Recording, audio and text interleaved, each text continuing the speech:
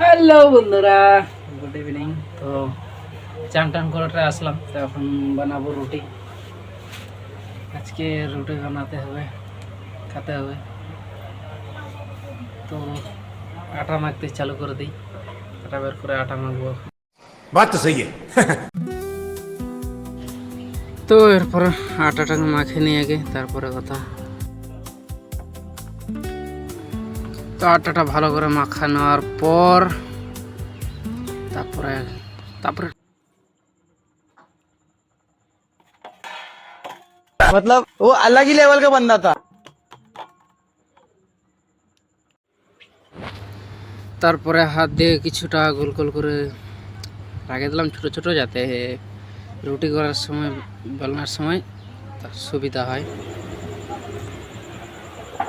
लेकिन एक सेकंड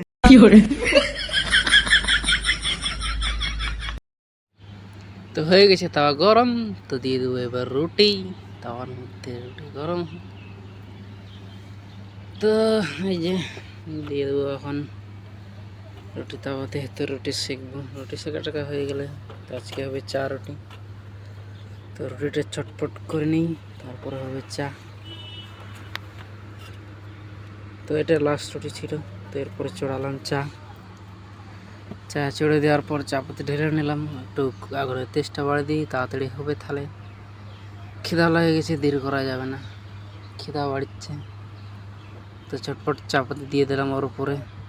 চা পাতি দেওয়ার সাথে এমন জাল দিয়ে দিলাম, হাই পড়ে গেল। তো बहुत तेज हो रहा है, बहुत तेज हो रहा साल।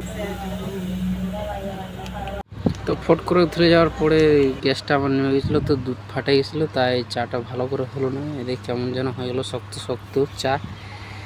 তো কী করা যাবে, আজকে এরকমই খেতে হবে। কে জানতো যে ওরকম উঠলে পড়ে যাবে। তো চাটাকে ভালো করে ফুটে নেবো।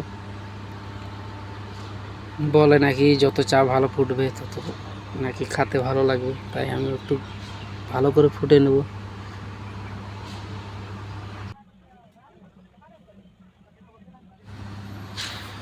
তো চা ফুটে টুটে নেওয়ার পরে তো আমাদের হয়ে গেলো রুটি আর চা। তো এখন হয়ে গেলো আমার। তো এখন খাওয়া দাওয়া চালু করে দিই। অনেক বাজে গেছে, 9:30 পার হয়ে গেছে। তো এখন খেতে হবে চা রুটি।